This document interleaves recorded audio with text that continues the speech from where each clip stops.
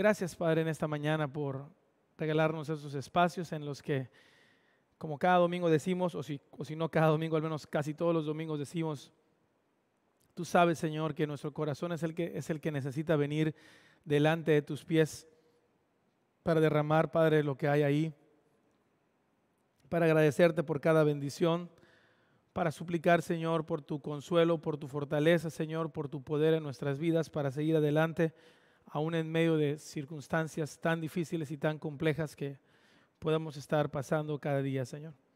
A lo mejor muchos de mis hermanos se encuentran hoy así, en esta mañana, pasando por momentos complicados, momentos que a lo mejor, Padre, no hay palabras, Señor, para describir o para tratar de llevar algún consuelo en la palabra de uno, Señor, pero tu palabra es la que sí nos consuela, sí nos fortalece, nos confronta también, Señor, y nos recuerda que te necesitamos, Señor.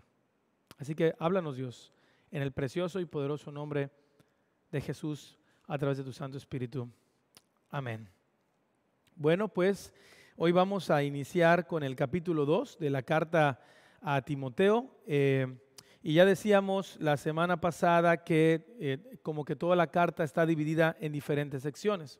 El capítulo 1, básicamente dentro de este encargo especial que Pablo le daba a Timoteo, encerraba o conllevaba pues lo que tenía que ver en relación a la enseñanza de la iglesia y qué cosas Timoteo tenía que tomar en cuenta para cuidar la enseñanza de la iglesia. En el capítulo 2 y 3, básicamente lo que vamos a estar estudiando está relacionado o va en relación a la vida y el funcionamiento de la iglesia. Recuerden que la carta de Pablo a Timoteo, básicamente dentro de este encargo especial, pues tenía muchos subencargos, por decirlo así, o muchas cuestiones muy específicas, porque pues Timoteo iba a estar a cargo ya de esta iglesia en Éfeso. Y esto es bien interesante porque siempre hablamos de que la escritura es aquella que nos dice, por ejemplo, o sea, en comparación a cómo armar algo, ¿no? Es decir, hablando si fuera un armario o un armario, un closet o así por el estilo, necesitamos un manual de instrucciones. La Biblia es ese manual de instrucciones que nos va a decir en dónde va cada pieza. Pero no solo eso. Si estuviéramos hablando de un equipo electrónico, es verdad que necesitamos el manual para saber cómo se construye, pero en ese mismo manual debe estar incluido no solamente la manera en cómo construirlo, sino también la manera de cómo operarlo. Y es justo lo que vamos a estar estudiando en estos domingos. Es decir, sabemos lo que la Biblia quiere y dice, pero también la Biblia misma nos enseña cómo podemos vivir aquello que manda y dice. Y es precisamente con lo que vamos a empezar a estudiar esta mañana. Dentro de este manual de operaciones de cómo la Biblia no solamente nos dice el qué, sino el cómo, en este encargo especial que Pablo le da a Timoteo, hoy vamos a empezar hablando acerca de la oración. Y es bien interesante, me gustó mucho que después de haber tenido casi 2 meses de estar estudiando sobre la oración, capítulo 2 de Timoteo es con lo primero que nos topamos, ¿no?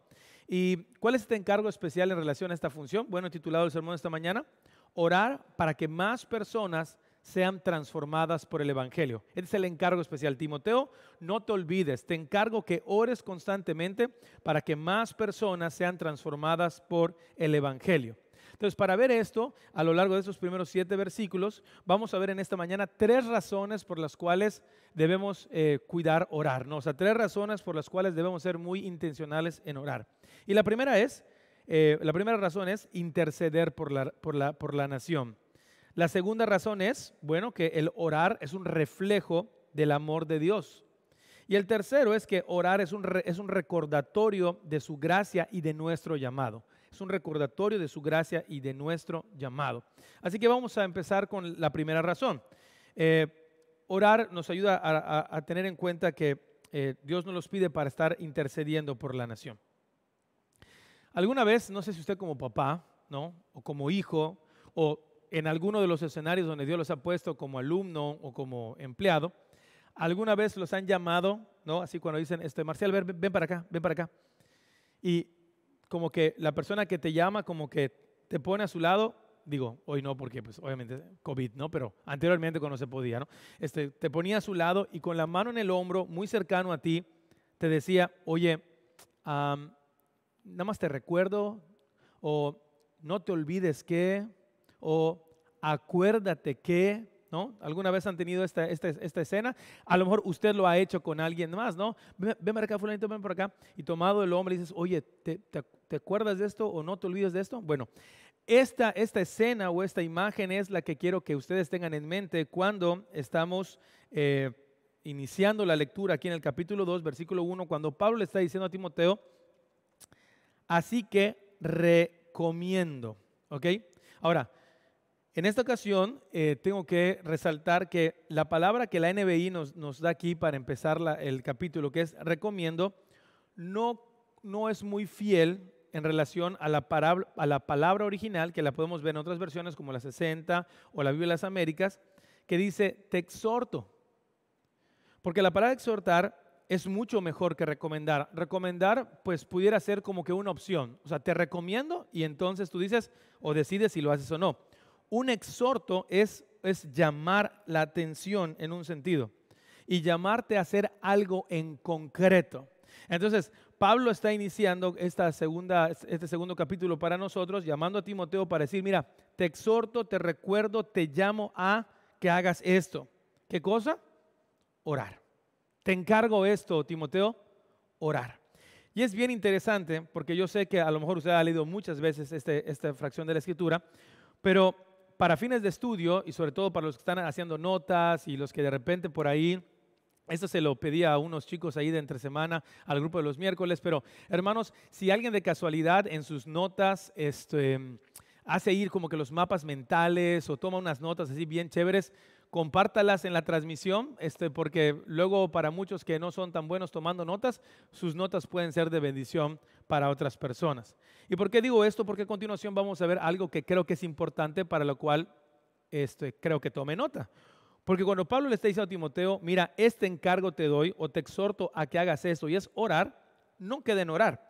Vamos a ver aquí en el inicio del texto al menos 4 acciones diferentes, aunque son similares porque van dirigidas a la oración, pero 4 acciones diferentes que sí, al estar estudiándolas, tienen un significado interesante.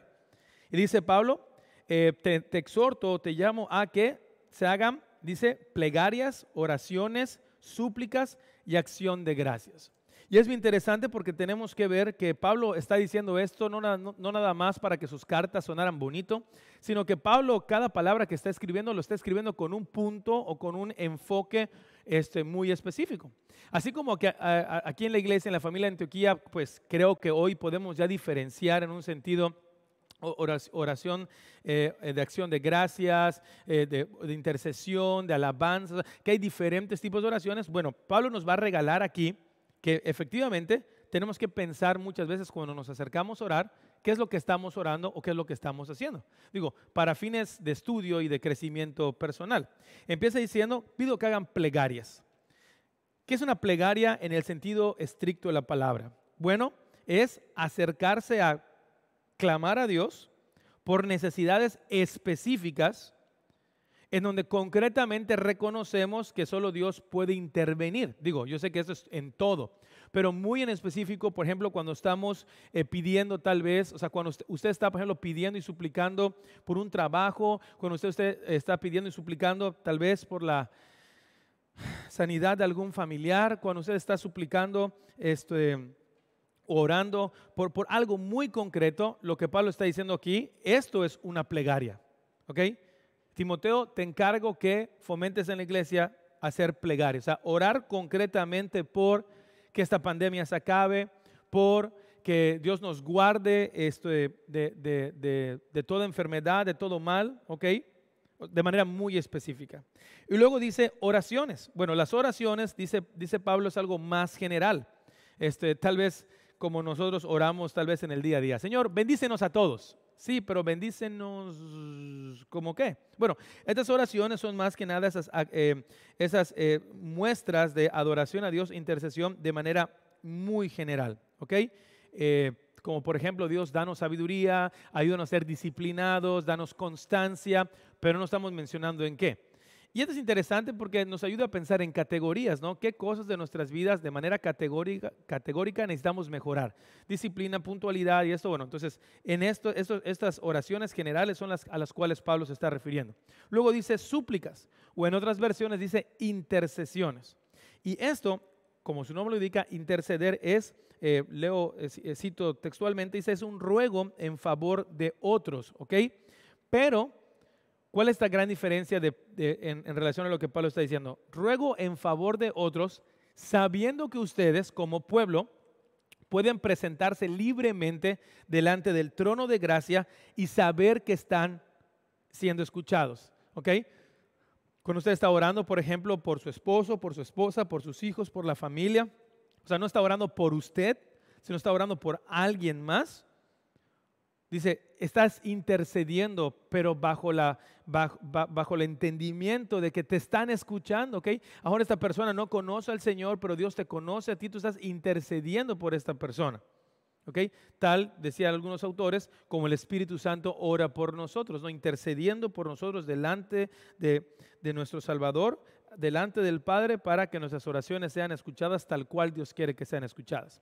Y finalmente otra característica, acción de gracias, que pues a lo mejor eso es más conocido por nosotros, es tomar en cuenta todas las bendiciones que hemos recibido por parte de Dios y en un sentido, decía el autor, volverlas, ¿no? O devolverlas a Dios en acción de gracias, en una oración en donde digamos, Señor, gracias por tu providencia, gracias porque hoy me permitiste entrar a la escuela, gracias porque en tu gracia me concediste esto. Son acciones de gracia. Esto es bien interesante porque, seamos sinceros, hablando del tema de oración, a veces, digo, si con trabajo oramos, pues cuánto más, a lo mejor ni siquiera teníamos en cuenta estas diferencias. Ahora, qué interesante, Pablo se dio la tarea de utilizar o de remarcar cada una de estas categorías para decirnos por quiénes debemos hacer todo esto. Sigue el versículo 1.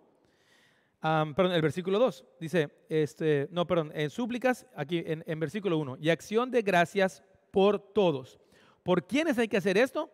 Por todos, dice. Ahora, en otras versiones, también creo que son un poquito más fieles al original, porque por todos, aunque nosotros inferimos que es por todos, en otras versiones todavía lo recalcan más. Por todos los hombres, ¿ok? Por todos los hombres. Ahora, es bien interesante porque también por todos los hombres o por toda la humanidad, pudiéramos pensar que realmente se refiere en un sentido a toda la humanidad del mundo mundial, dirían por allá. Y bueno, en un sentido dice, pues sí, puedes estar orando por todos ellos. Pero lo que Pablo le está diciendo a Timoteo y que va a conectar con nosotros más adelante en los siguientes versículos es muy importante, porque cuando Pablo está diciendo ora por toda la humanidad o por todos los hombres, realmente lo que él estaba tratando de decir es, en un sentido figurado, ora por un grupo específico de personas. O sea, por ejemplo, cuando usted está en un salón de clases, ¿no? Y de repente llega el maestro y les dice al salón, ok, ¿todo el mundo está listo para empezar? O sea, ¿el maestro se refiere a todo el mundo o al salón de clases? Pues obviamente se refiere al salón de clases. En ese sentido, Pablo está diciendo, tú tienes que estar orando y muy probablemente, lo que Pablo se estaba refiriendo aquí es ora por cada persona, por cada integrante de la iglesia de Éfeso mismo, pero sobre todo va a conectar aquí con lo que Pablo quiere decir, ora por los gobernantes. Ora por los gobernantes. Timoteo, levanta plegarias, oraciones, súplicas y acciones de gracias por judíos, por gentiles, por pobres, por ricos, pero también ora por los gobernantes. Esto es muy interesante. Y con eso quiero dejarles la primera frase en esta mañana. La oración, entonces, podemos decir que es un reflejo de nuestro interés, amor y preocupación genuina por otras personas. Se la repito. La oración es un reflejo de nuestro interés, amor y preocupación genuina por otras personas. ¿Qué quiero decir con esto? Si usted está entendiendo que el poder orar es algo que Dios le ha dado a usted como hijo o hija, entonces usted, si no está aprovechando esta bendición para poder estar intercediendo por otros o orando por otros de manera general, pues también es una manera de decir o no decir esto de te amo o reflejar amor a alguien más. La oración realmente es un reflejo de que estamos interesados de que otras personas no estén viviendo su vida sin Cristo, sino que deseamos y anhelamos que Jesucristo los transforme. Por eso la importancia de estar orando por alguien o por muchas personas a quienes ustedes puedan compartir el Evangelio. Ahora es bien interesante porque decían ahí los biblistas que el contexto en el cual estaba viviendo Pablo ante lo que le estaba diciendo a Timoteo, es que en ese momento quien estaba gobernando o quien se encontraba al menos dentro de las figuras de poder interesante era Nerón, el quinto emperador de Roma, que si usted no tiene mucha idea de todos los Nerones que pueden haber visto, este fue el que cuando de repente se le cruzaron los cables, pues incendió Roma. Y ¿sabe qué pasó después, verdad? Incendia Roma, se le van encima y ¿a quién le echa la culpa? A los cristianos, ¿no? Y de ahí empezó a hacer una persecución interesante, ¿no? Ese es el contexto que Pablo le está diciendo a Timoteo. Ora por todos, incluyendo los gobernantes. Oye, pero Nerón también, aunque esté medio loco y esté diciendo puras cosas incoherentes, ora por él. Wow, yo creo que a lo mejor es una llamada de atención para muchos en cuestión del pueblo cristiano, ¿no? Esto no es nuevo. Pablo se lo había dicho a la iglesia en Roma, en Romanos capítulo 13, versículo 1. Todos deben someterse a las autoridades públicas, pues no hay autoridad que Dios no haya puesto, así que las que existen fueron establecidas por Él. Pero Pablo, están enviando a los cristianos al Coliseo para un concierto, no, al Coliseo para ser matados o eliminados. ¿Por estos gobernantes vamos a orar? Sí, pues por estos hay que orar. Porque el orar, repito, refleja este interés y refleja que realmente estamos conectados con Dios y queremos que haya una bendición también para ellos. Ora por todos los gobernantes, dice en el versículo 2, especialmente por los gobernantes y por todas las autoridades, por los, entre comillas, buenos que no hay y malos, los de tu partido y los de otro partido, estatales, federales, municipales. Ora para que Dios en su gracia lo siga usando. Y bueno, ¿y cuál es el propósito? Bueno, el propósito dice, para que tengamos paz y tranquilidad y llevemos una vida piadosa y digna. Es decir, mira Timoteo, la iglesia va a estar presente siempre en medio de una comunidad generalmente pagana. Eso no ha cambiado. Eso es de hace miles de años y sigue siendo presente hasta el día de hoy. En un sentido somos minoría en relación al reino contrario, por decir que está batallando todos los días para ir en contra del reino de nuestro Salvador. Así que Timoteo, tienes que invertir tiempo para orar por ellos. Digo, bendito sea el Señor, aquí en la familia Antioquía lo hacemos generalmente, sobre todo en los tiempos de oración, pero dice, esto debe tener un propósito. Debes de orar para que Dios en su gracia común pueda concedernos paz y tranquilidad y llevemos una vida piadosa y digna. Ora por ellos para que Dios en su gracia común en un sentido les permita estar libre de algún tipo de ataque del propio gobierno, de guerras, de persecuciones. Ora para que ellos en algún sentido les faciliten la extensión o hablar más libremente del Evangelio. Ora por ellos, Timoteo. Es un encargo especial que te doy. Ora por ellos, porque la oración te recuerda que has sido facultado y capacitado para poder interceder por otros, por muchas personas, incluyendo los gobernantes. Porque recuerda, tú y yo, como hijos de Dios, debemos de seguir el modelo de gobierno del reino de Jesús en todos lados y nunca ser promotores de prácticas que contravengan o contradigan lo que Jesús enseña para su pueblo. Eso es lo que el pueblo tiene que luchar, es lo que el pueblo siempre tiene que estar claro. Pero esto no significa que nuestros gobernantes no estén dictando leyes o no estén hablando acerca de cosas contrarias a lo que el Evangelio dicta. Y lo que Pablo está diciendo aquí es, bueno, a Timoteo y a nosotros es, no dejen de orar. Iglesia, tu gobernante en jefe, tu rey, es Jesucristo, es la figura máxima de autoridad para ti, pero Dios en su gracia común ha puesto a gobernantes. ¿Y sabes qué? Muchas veces, escucha muy bien, muchas veces, y esto lo vas a ver en el libro de Jueces, en el libro de Reyes y Crónicas, muchas veces Dios pone algunos gobernantes también para tratar con su pueblo y despertar esta sed, porque la manera de vivir que Cristo pide para su iglesia sea cada vez más visible. Muchas veces Dios pone gobernantes para llevar a la iglesia a preguntarse, a cuestionarse, a dolerse de que la manera que estamos viviendo va contraria a lo que Dios pide. Y debemos estar orando y doblando nuestras rodillas para interceder por nuestros gobernantes. Y que todo este modelo contrario a lo que Cristo pide, por su gracia, Él lo lleve para abajo y se pueda ver cada vez más el modelo del reino de Jesús y de la gracia aquí en la tierra, como Él mismo oró y nos enseñó a orar. En este punto, el pastor Tim Keller, publicaba algo en su libro Dioses que fallan, y esto lo estuve compartiendo en redes entre semana, y él dice lo siguiente: podemos considerar mesías a los líderes políticos y podemos pensar que nuestros programas políticos son una doctrina salvadora y convertir nuestro activismo político en un tipo de religión. O sea, ojo, es orar por los gobernantes, pero para que los gobernantes en gracia común, Dios les permite y los lleve a reflejar el tipo de gobierno de su palabra, el tipo de gobierno del reino de los cielos. No que la iglesia se adapte a un tipo de gobierno contrario a lo que Dios dicta en su palabra. Es muy importante, son dos cosas diferentes. No es orar para que la iglesia se adapte, orar para que la iglesia esté de rodillas y suplicante a que Dios en su gracia derrame su poder para que nuestras autoridades, aun cuando no conozcan al Señor, dicten leyes y un estilo de vida que vaya conforme a lo que Cristo pide.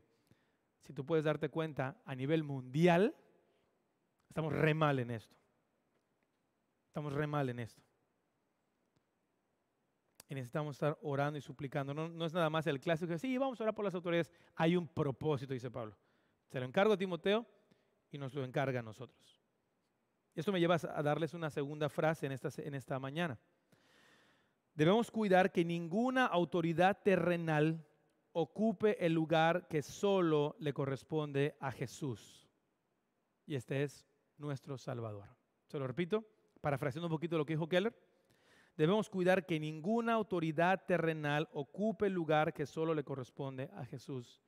Y este es nuestro Salvador. Bueno, vamos entonces a la segunda razón por la que debemos orar. No solamente porque es una oportunidad para interceder por la nación y por sus gobernantes, sino que también es un reflejo del amor de Dios para la humanidad y para toda su creación. A ver, esta frase: no me digas que me amas, demuéstramelo. Bueno, sin duda alguna es una de las frases número uno de lo que callamos las mujeres, ¿no? O las esposas y uno que otro esposo por ahí también, ¿no? No me digas que me amas, demuéstramelo. Y es una realidad. O sea, muchas veces cuando mejor nos va, expresar palabras de amor o de alabanza son fáciles, ¿no? Pero mostrarlo, evidenciarlo con acciones tangibles, con acciones prácticas, es difícil. Pablo está diciendo, mira, la oración, o sea, el hacer esto, versículo 3, el hacer esto es bueno y agradable a nuestro Salvador. Es bueno y agradable a nuestro Salvador. Orar por los gobernantes que ni siquiera reflejan un poco de lo que Dios quiere en su palabra, o sea todos los gobernantes, esto es agradable a Dios y a otros. Nuestro Salvador Jesucristo dijo en Mateo 5, versículos 43 y 44 lo siguiente: ustedes han oído que se dijo, ama a tu prójimo y odia a tu enemigo. Pero yo les digo, dice Jesús, amen a sus enemigos y oren por quienes los persiguen. ¿Por qué es bueno y agradable? ¿Por qué es bueno y agradable hacer esto? Dice Pablo. Porque es reflejar verdaderamente que somos sus hijos. Porque dicho de otra manera, hacer esto, orar por quienes no te aman, orar por quienes están en contra de lo que Dios dice, es una verdadera locura. Permítame ejemplificar lo que dijo Jesús en relación a amen a sus enemigos y oren por quienes los persiguen. Compararlo incluso con aquella esposa que todos los días está orando por su esposo, para que Dios lo bendiga, para que Dios lo cuide, para que lo aparte de todo mal, que tenga misericordia de él, a pesar de que su esposo la maltrata verbalmente, no la honra y ni siquiera muestra un poco de lo que él tiene que ser como esposo delante de ella. A pesar de que no haga esto, la esposa está orando día y noche por él, o al revés, el esposo orando por la esposa. Y en la locura de lo que esta operación significa puede salir la pregunta de parientes, amigos, gente cercana, incluso a veces propia gente de la iglesia, decir, ¿por qué oras tanto por él o por ella? Es totalmente injusto, es totalmente tonto. ¿Por qué interceder por alguien que no se lo merece? Y es ahí donde todos podemos decir, porque es justamente lo que Jesús hizo por mí. Interceder por alguien que no se lo merecía. Y ese soy yo. Primera de Pedro, capítulo 3, versículo 18 dice, porque Cristo murió por los pecados una vez por todas, el justo por los injustos, a fin de llevarlos a ustedes a Dios. Él sufrió la muerte en su cuerpo, pero el Espíritu hizo que volviera a la vida. El justo por los injustos. ¿Por qué es bueno y agradable hacer esto? ¿Por qué le gusta? ¿Por qué Pablo le está diciendo hazlo? Porque al momento de tú hacerlo, esto sube en alabanza, sube en una ofrenda de amor. Señor, te amo y te amo tanto. Mira que realmente estoy orando por quienes en un sentido general no se merecían orar, pero estoy entendiendo que si yo puedo orar, yo mismo estoy viviendo algo totalmente inmerecido. Por eso podemos decir lo siguiente. Orar por los gobernantes es una muestra clara de que amamos a Dios y anhelamos que su gloria sea visible en la tierra. Orar por los gobernantes es una muestra clara de que amamos a Dios y anhelamos que su gloria sea visible en la tierra. Ahora, en este sentido de que orar es un reflejo de amor, de Dios por nosotros, porque es una expresión nuestra que a Él le trae, que es buena y agradable para Él. El versículo 4 nos dice algo todavía bien interesante. Dice el versículo 4, porque Él quiere que todos sean salvos y lleguen a conocer la verdad. Este es un texto bien interesante, ¿no? Porque trae muchas controversias teológicas. A ver, pastor, ¿Dios quiere que todos sean salvos? ¿Se acuerdan de la definición de todos de hace un momento del versículo 1? Cuando al hablar de todos es en un sentido figurado para hablar de todos los que se encuentran bajo un segmento. Bueno, esto es súper trascendente para hablar de esto, ¿no? Porque hoy por hoy sabemos que hay muchísima gente que aún a pesar de que escuche el Evangelio una y otra vez, no responde, ni da muestras de arrepentimiento al escuchar el Evangelio. Pablo no está diciendo aquí que todos serán salvos, sino que no hay sector en este mundo, no hay grupo en este mundo que no pueda ser alcanzado por la gracia de Jesús. Dios quiere que todos sean salvos. Otra vez, Dios quiere que los gentiles, los judíos, los gobernantes, los artistas, los deportistas, familias, amigos, jefes, Dios quiere que todos sean salvos en ese aspecto. O sea, no hay nadie que pueda estar fuera de la gracia de Dios. Todos ellos pueden ser salvados y alcanzados por la gracia de nuestro Salvador Jesucristo. Es más, tú que me estás viendo en esta mañana, que tienes como que tu conteo de cosas que has hecho y que hoy estás escuchando este sermón y estás diciendo chispas, no, es que yo no creo poder ser salvo. Bueno, Pablo está diciendo, por la gracia de Jesucristo, todos aquellos, conforme al plan soberano de Dios, están abiertos a la invitación del Evangelio. Todos los que lo escuchan van a responder a ella, es lo que estamos convencidos de que no es así.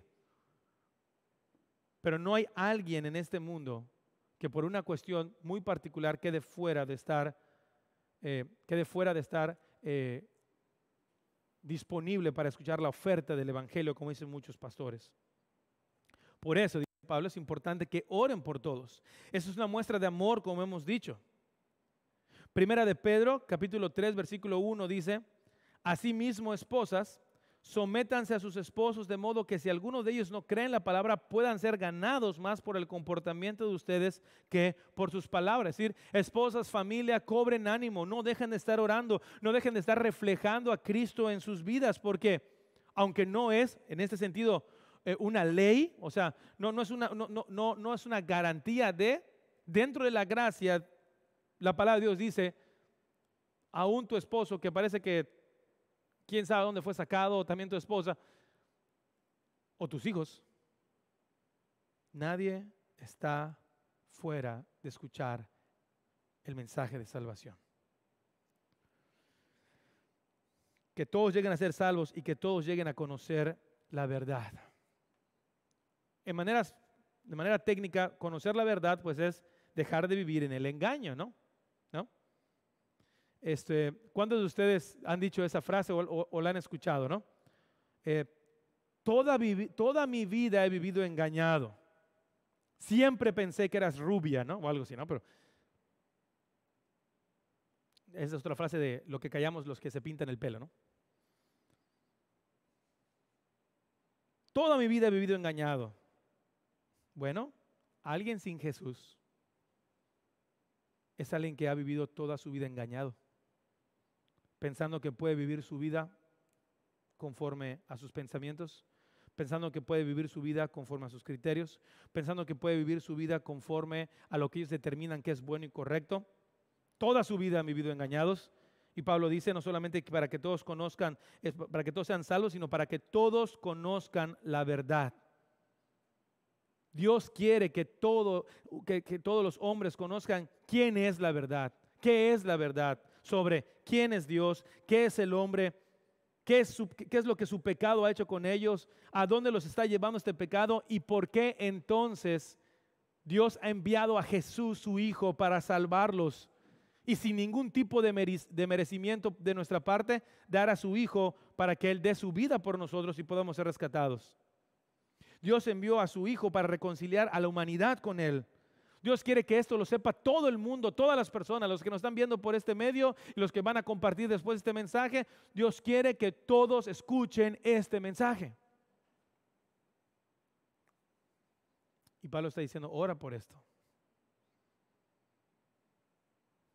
La oración, otra frase para ti, es un regalo de Dios para sus hijos que nos recuerda su amor, interés y deseo de estar en comunicación con nosotros.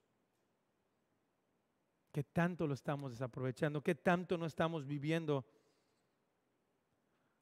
esta bendición que hemos recibido? Tercera razón por la cual debemos tener este encargo como iglesia y de manera individual acerca de la oración. Bueno, es un recordatorio de su gracia y de nuestro llamado. ¿Ok? Es un recordatorio de su gracia y de nuestro llamado. Finalmente, Pablo, como lo ha hecho en diferentes ocasiones, para cerrar esta exhortación que le estaba haciendo, este llamado que le estaba haciendo a Timoteo, este encargo que le estaba haciendo a Timoteo, va a cerrar con lo siguiente. Alguna vez, bueno, ahorita creo que ya no tanto porque ya hay muchas plataformas de streaming o de transmisión virtual o digital, pero para todos aquellos que tienen alguna tele donde todavía tengan los canales locales, creo que todavía a partir de las 11 de la noche por allá empiezan los famosos infomerciales, ¿no?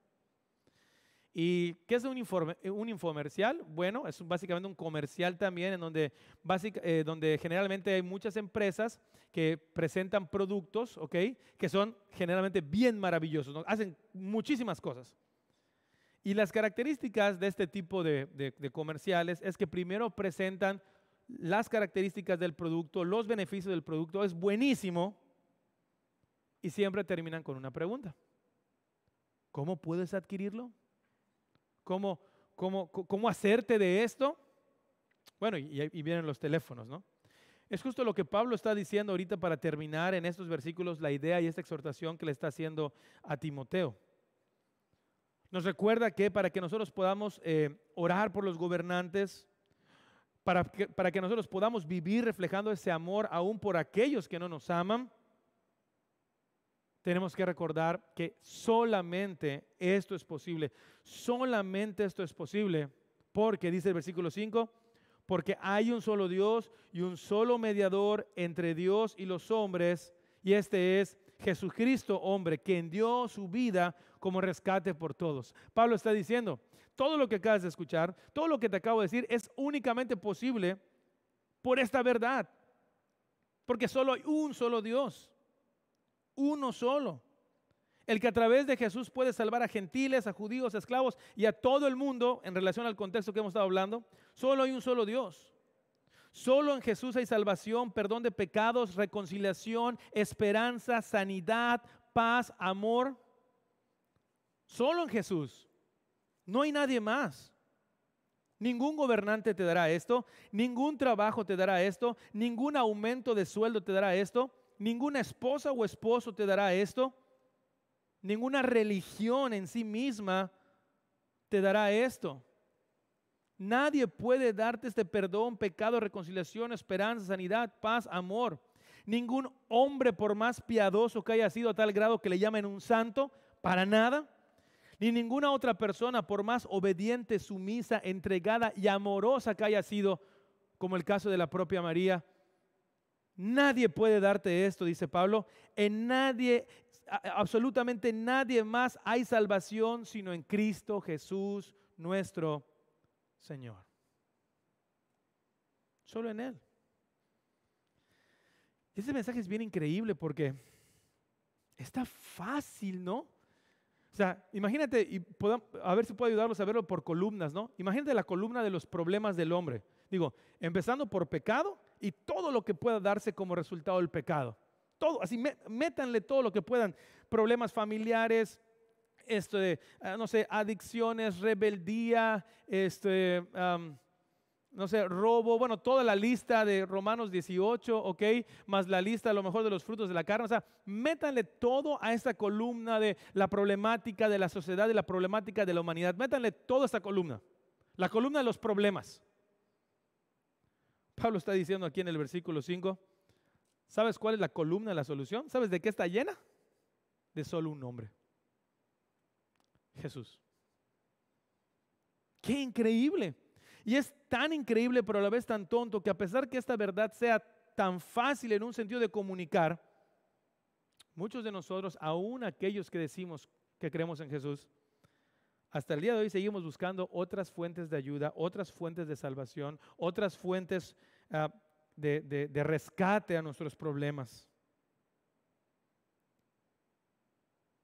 Y no nos enfocamos a venir solo a los pies de Jesucristo. Por eso podemos decir otra vez en relación a la oración.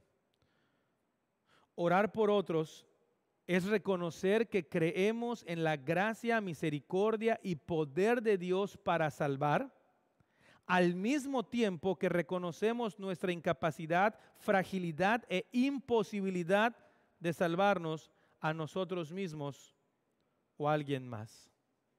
O sea, si reconocemos que solo hay un Dios, si reconocemos que solo hay un mediador entre Dios y los hombres y es Jesucristo, nuestra oración debe reflejar eso.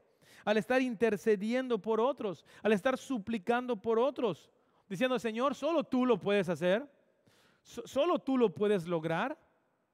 Porque no importa qué tan preparado piense que yo esté o cuántos años tenga de cristiano o lo que usted quiera, yo no puedo hacerlo. La oración refleja eso. La oración es reconocer eso en nuestras vidas.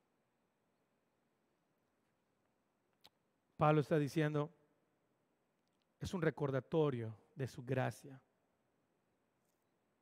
Pero en la segunda parte del versículo 6 y el versículo 7 dice lo siguiente.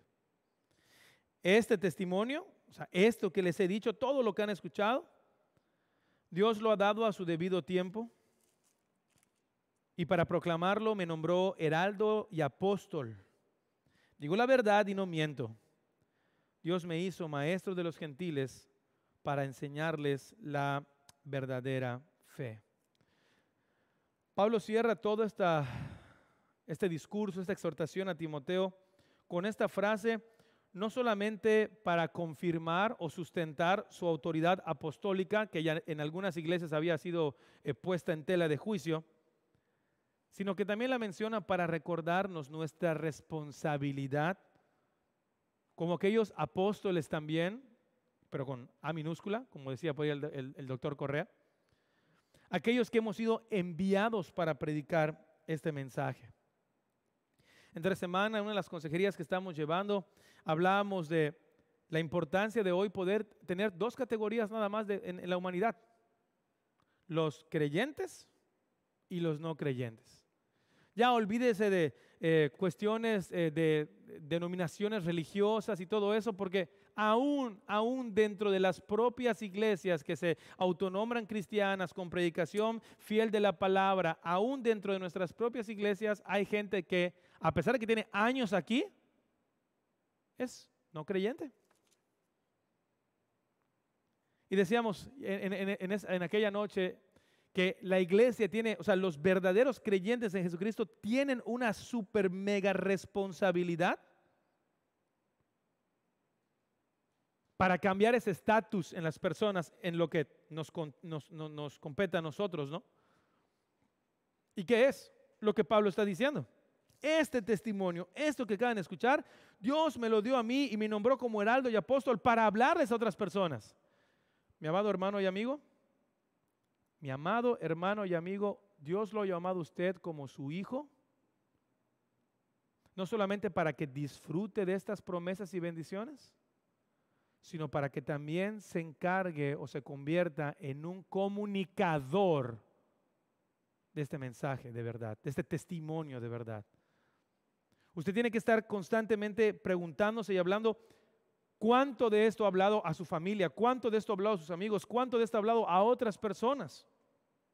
Porque si el mensaje es tan simple, entre comillas, de la columna de problemas con la columna de la salvación o la columna de la solución al problema que es Cristo, uno podría pensar, ¿por qué entonces tantas personas siguen igual? Bueno, uno, ya lo hemos dicho, porque no todos van a responder al mensaje, pero dos, muy probablemente usted y yo seamos parte del problema.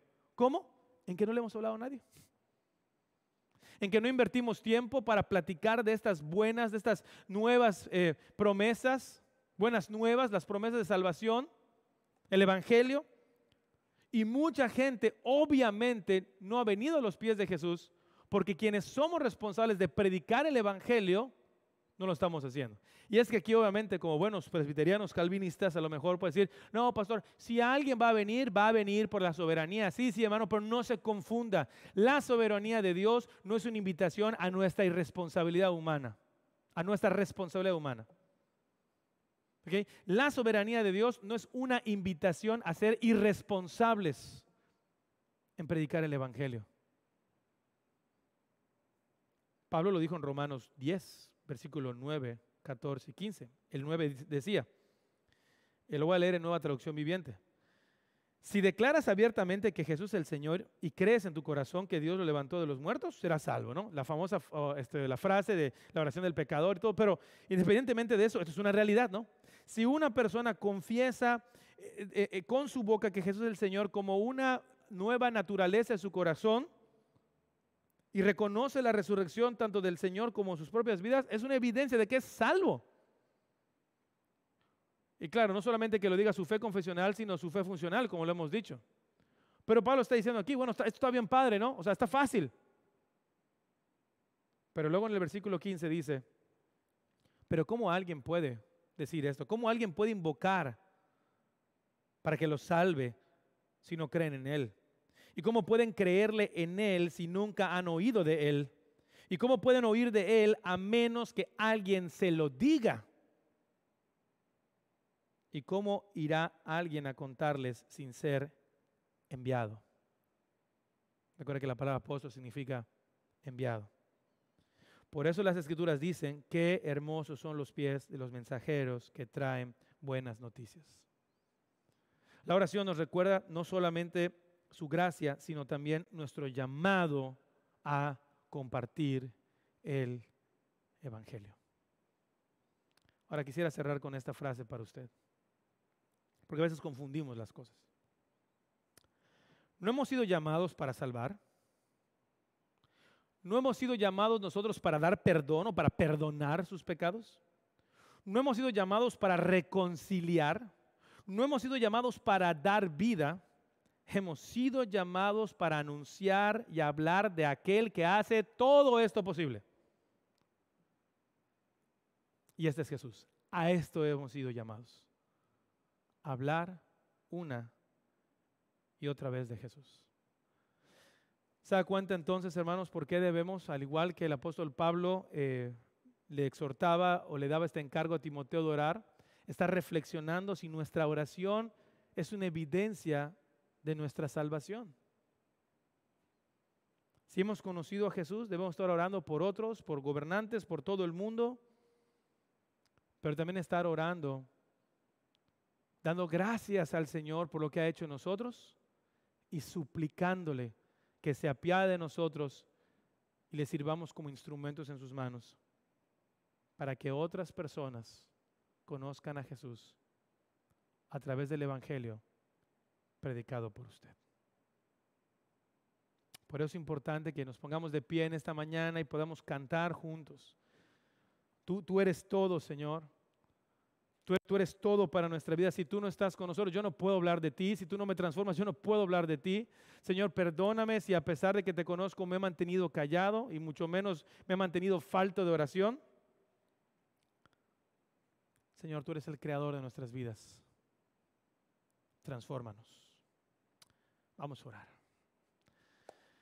Señor, gracias por tu palabra, porque a través de esta sección vamos a estar aprendiendo, Señor, cómo debemos funcionar como iglesia, cómo se debe ver la vida de la iglesia, y sin duda alguna, una característica de la vida de la iglesia es la oración. La oración, Señor, no es nada más algo que sabemos que está ahí como parte de nuestra vida cristiana, sino es algo que tú nos has dado, Señor, para poder interceder por los gobernantes, Señor. Para recordar, Padre, que al orar, Señor, es un regalo, es una muestra de nuestro amor y nuestra alabanza a ti. Pero también es un recordatorio de que si estamos orando es porque realmente hemos sido salvados. Y si hemos sido salvados, Señor, es porque nos has dado la encomienda de llevar este mensaje. Amado Dios, esto es imposible sin Jesús. Por eso te pido que nos hables, nos transformes y nos permite, Señor, conocerte cada vez más. Te lo pedimos y te lo rogamos en el nombre de Jesús nuestro Rey. Amén y amén.